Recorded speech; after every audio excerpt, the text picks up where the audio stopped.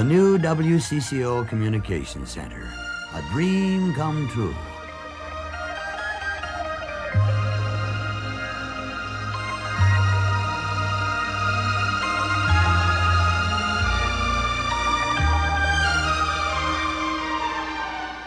After 6 years of careful planning and construction, the new Communications Center is ready to welcome and serve the television viewers of the Upper Midwest.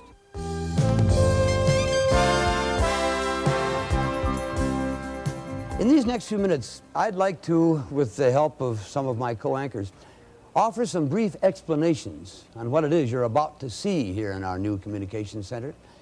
Each of the areas contains the most advanced state-of-the-art technology and design. 3 grand prize winners will each receive $10,000. The Air Control Center is an important part of the daily functioning of the station. This control central is the source for monitoring all incoming and outgoing programming, both local and network. The Air Control Director sits in front of a switcher that allows him to switch from one program or commercial break to another. When he presses a button, the switcher routes audio and video signals to the roof of this building. From there, signals are sent via microwave to the Channel 4 transmitter in Shoreview. Whatever the Air Control Director switches on is on the air at that time. For example, in order for a newscast to go on the air, he must press the News Control button at just the right time. The switcher can also select input or a feed from the adjacent tape room. Some programs, like Our Magazine, come to us on 2-inch videotape reels. Videotape is similar to audio cassette tape, only it can play back and record sound and pictures instantly. Other programs come to us or are produced on the newer 1-inch tape, which provides better audio and video quality than 2-inch.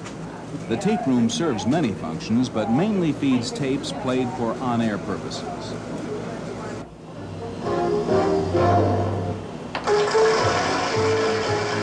Programs with several commercial breaks keep the Air Control Director busy. He's the one responsible for pressing the right button at the right time that puts the break on the air. The WCCO Air Control Center also offers an automatic system that allows the director to program commercial breaks ahead of time. He gets the information from a commercial log and then feeds the times into a computer. Then at the scheduled time, the computer starts the tape machines in the tape room, the Air Control Director presses the switcher button, and it's showtime. Overall, the Air Control Center is a vital link in the day-to-day operations at WCCO TV. Senator Taft is all smiles this noon. Quite a bit different, isn't it, than the... Since its early newscasts in the 1950s, WCCO has gained the reputation as an innovative and reliable news source for the community. Although some of the names and faces have changed, high-quality news reporting remains the same here. In keeping with that tradition, WCCO is proud to unveil its contemporary newsroom, the result of a union between advanced technology and some very creative minds. This newsroom is unusual for a number of reasons, but most obviously for the utilization of space. Almost the entire news operation is located in one room. The studio, news gathering, and production areas are all within easy sight, allowing for greater communication between the different areas. This concept is unique to the Twin Cities and serves as a model for the country. About 1/2 of the space is dedicated to news gathering. Reporters and anchors work at individual workstations close to resources. An electronic assignment board displays daily news assignments for reporters and photographers. Across the room, News Control 4 is a specially designed control room that serves only the news operation. Directors, producers, and engineers have the advantage of being able to see and communicate with anchors, as well as work with the latest in available technology.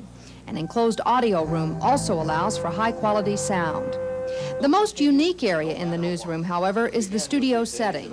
News anchors, the weather center, and the sports center all come together to provide for a flexible and aesthetically interesting set.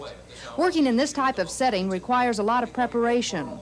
News shows don't go on without a lot of time, energy, and also patience. In other words, I'm talking to the audience and the camera, Right. and we have Alan Cox in the St. Paul Bureau now. And on your turn, we cut over your shoulder. Hey, you do! You look great! Holy cow. Now if I can learn to speak good. Okay. When that magic moment finally comes, well, it all seems worthwhile. Good evening, everyone, and tonight's regional news.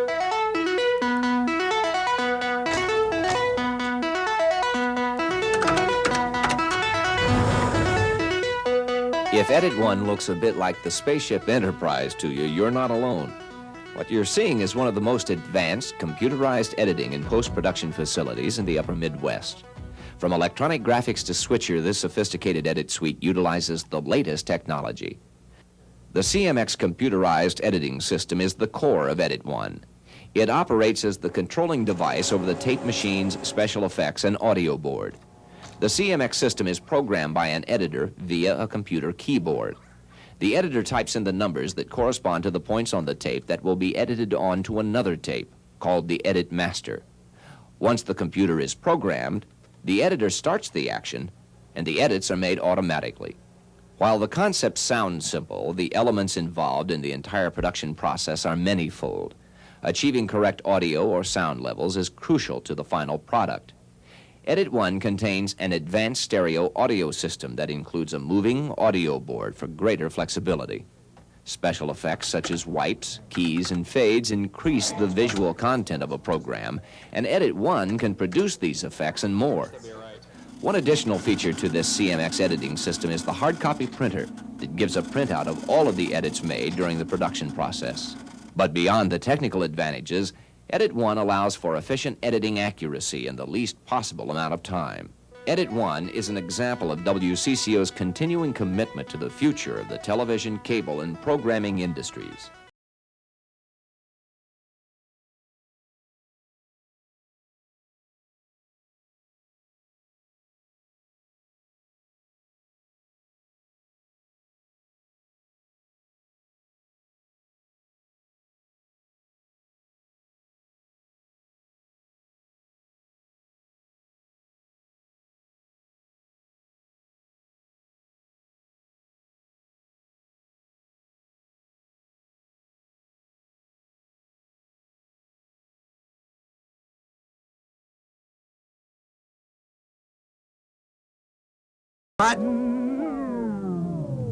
Just a rehearsal, if you will, within the new production studio.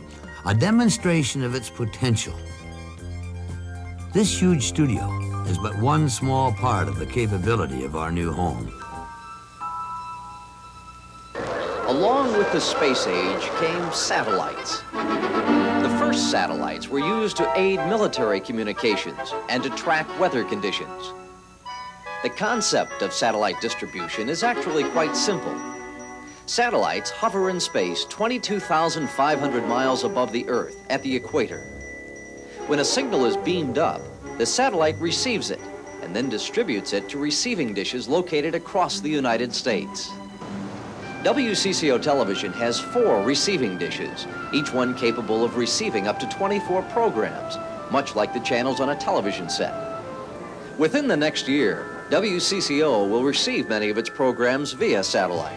Some of these include Hour Magazine, PM Magazine, and The Phil Donahue Show. Satellite distribution allows WCCO to receive a higher quality picture more reliably and less expensively.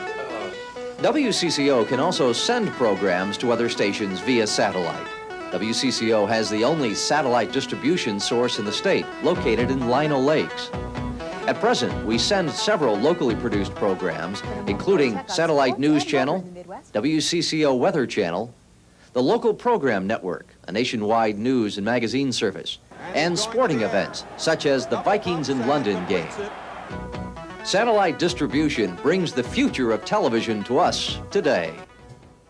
We hope that this videotape information, along with your tour to the WCCO TV facility, will help in your appreciation of what appears on your television set from Channel 4. Thanks for coming to visit us, and if you have any questions, be sure to ask your tour guide. We like to think of this communications complex, set in the heart of Minneapolis, as a symbol of our commitment to the ever-expanding world of telecommunications. WCCO, on the move.